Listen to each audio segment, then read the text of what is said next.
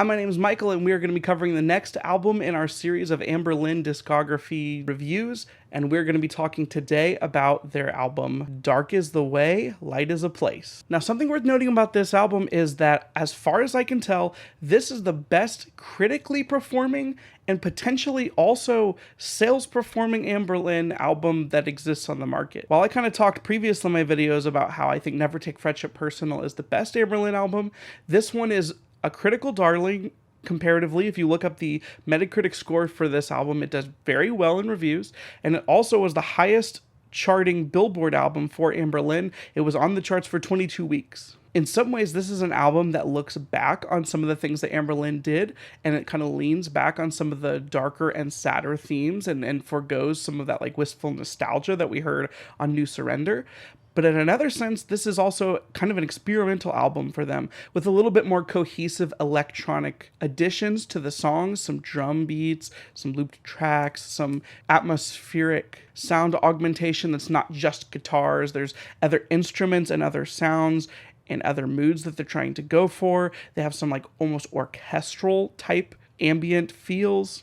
Some that go for like almost a cinematic vibe. And as well as I said, the album performed both critically and sales-wise, this one seems to be a little bit more controversial towards longtime Anberlin fans. If you look up a lot of lists that Anberlin fans have ranked through the years, this one is kind of all over the place. One of the biggest Anberlin fans I know, I've mentioned her before, Becca, said that this is probably her least favorite album by the band. But then again, one of my other friends, Trevor, who thinks that Never Take Friendship Personal is just a wonderful work of art, thinks this is their second best album. And here's where we're gonna have to get to the nitty gritty.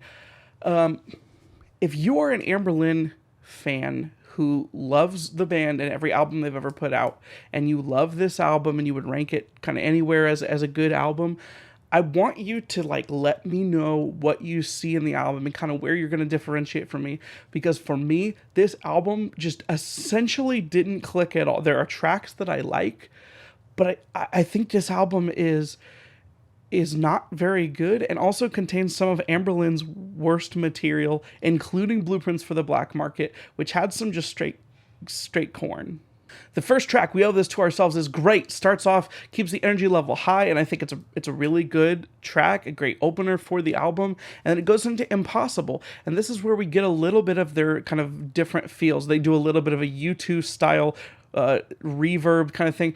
In some weird ways, this is almost like the Angels and Airwaves to a Blink-182, where there's like some we'll say Anberlin versions of the spacey experimentation that Tom DeLonge tried. Some of that's on this album, this track Impossible, where we get the kind of echo effect on the guitar, and it tries to do some more of this like room-filling style rock.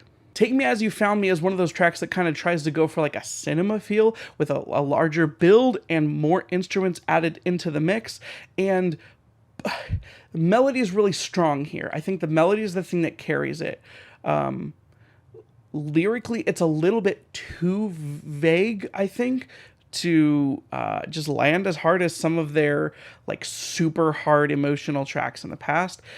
It's a good track. I think that it was one I waffle about with because it could either be taken a kind of super corny or really good, and I think I'm leaning in the really good camp, but it's just, this is where we get some of that experimentation and see whether it succeeds or fails. I feel like I want to like this track more than I do, and I can't change the way that I feel about it. Then we get to the track Closer, which is just extremely repetitive, and I think it may be like one of the worst Anberlin songs that I've listened to, and I don't like listening to it. And the next track as well, You Belong Here, which goes for almost like a modern alt rock, like happy romantic feel. It feels like, I don't know how to describe it, but it doesn't work lyrically. It's not that interesting.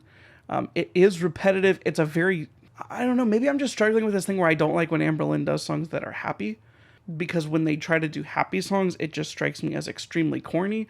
And I don't know why that is, because I do like a lot of other happy music. I like happy music as well. But almost anytime Anberlin tries to do it, I feel like it just comes across as extremely hokey. And I mean that as nicely as possible. A track that I've seen a lot of people talk bad about is called To the Wolves. People use the same criticisms against it that I use against the tracks I don't like on this album, which is that it's repetitive and the lyrics are kind of cliche and derivative, to which I say, yeah, but this one worked for me where the other ones didn't, and I realize that I'm the reverse of most people that I've seen with that track, but I do like the track. I do like the track To the Wolves. The last two songs, Down and Depraved, I really wish I could just get swept up in the full sound that they're trying to build with these long, not like ballads, but they're kind of progressing towards a theme and a grandiose kind of explosion at the end, a climax, as it were. And I have a hard time getting swept into it. I don't know if the melodies are just not catchy or the lyrics are just not interesting enough. They're way too vague. There's a lot of weird imagery on this album where it feels like someone physically was harmful to Stephen Christian. There's a lot of physical violent references with shots to the head and vampiric biting and clawing and flesh stuff. Like I don't know. It just feels very vague, very repetitive, very weak, and the experimentation just doesn't work that well for me. I wish that I could come across feeling better about it, but I think that overall I'm just leaning with it too. But I don't mean any animosity towards people that like the album. If you like it, please tell me what you like about it, what you think about it, where you think it ranks in the Anberlin discography. But for me, this one just isn't a good album, and I realize that I'm the minority here. I'm not trying to be the guy that's like, oh, I see that this is popular, I'm trying to rail against it. I actually listened to it before I saw any other things, and I thought that it was going to be universally kind of not good, and then I saw that it was kind of almost universally accepted as being good, and maybe I'm just the weird one out. I don't know. Anyway, let me know your thoughts in the comments below. If you like this review, you want to see other reviews like it, give us a thumbs up. If you're not subscribed to the channel and you want to see more content like this, we're kind of trying to figuring out what audience wants from us. Like I can cover music, I can cover video games, like I have a lot of interests that I would like to talk about, but I kind of want to see where the audience that we have is interested. So if you're interested in this type of video, like it, subscribe, comment on the video, let us know, ring that bell to get notifications when we post new videos. I've only got 2 more Anberlin videos to go, which is crazy because I have only a couple more days until the concert, so I got to get on it and get these tracks listened to. This is the first album I hadn't heard ever, so that helps that I've heard the other albums before. I'm looking forward to doing them. I remember liking Vital a lot the first time I heard it. Looking forward to seeing you next time. Thanks.